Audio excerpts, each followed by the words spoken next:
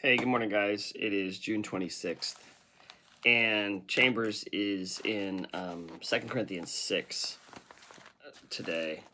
And these are familiar passages for a lot of people, but we urge you not to receive God's grace in vain. It's the now is the day of salvation. You guys have heard that today is the day of salvation, but for he says, in the time of my favor I heard you, and in the day of salvation I helped you. I tell you, Paul says here, now is the time of God's favor, now is the day of salvation. But I want to back up because that verse, and as we know, the chapters are a modern addition to scriptures, but that verse is preceded by one of the most,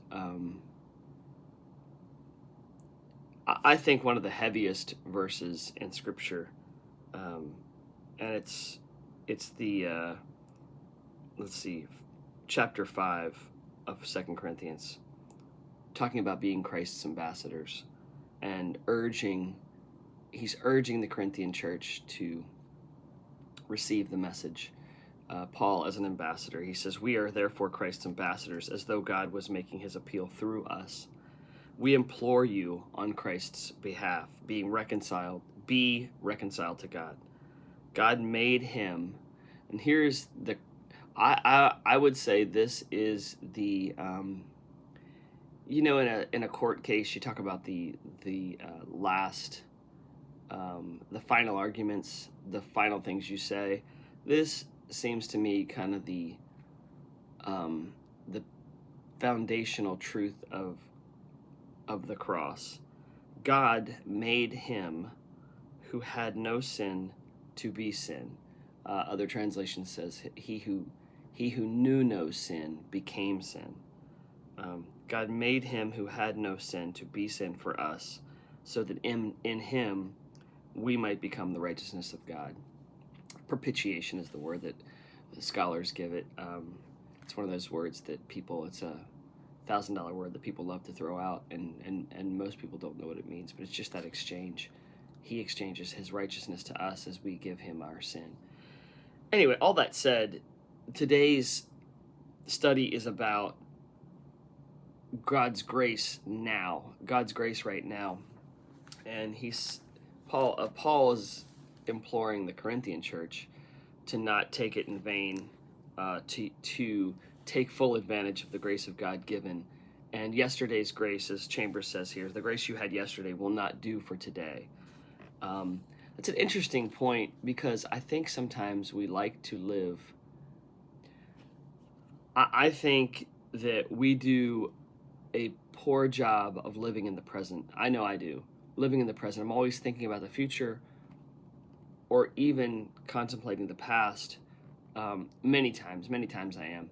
But the present escapes me, and what a shame, because the present is the only place I can actually live right now. I have to live this moment. The future's not here yet, and so I can't determine that yet.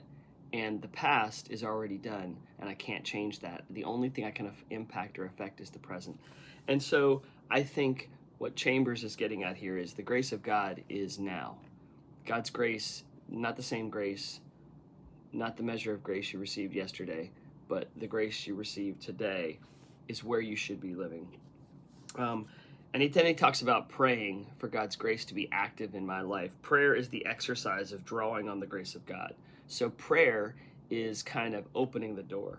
When I pray, when I open the door of communication with God, I'm saying, Lord, I need your grace today. Opening the door and allowing God's grace to flow. Don't say, I will endure this until I can get away and pray. If something is happening and you need God's grace to intervene,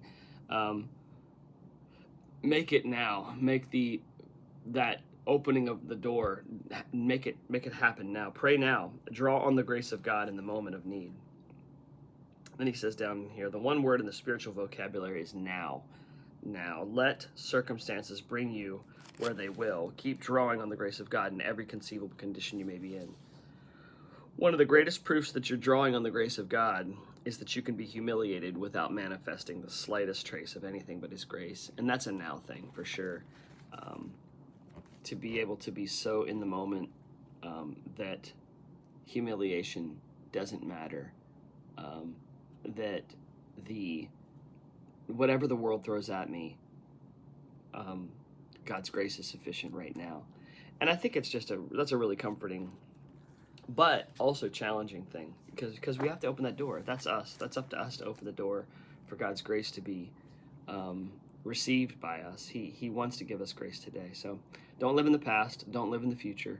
Live in today. You guys have a great day.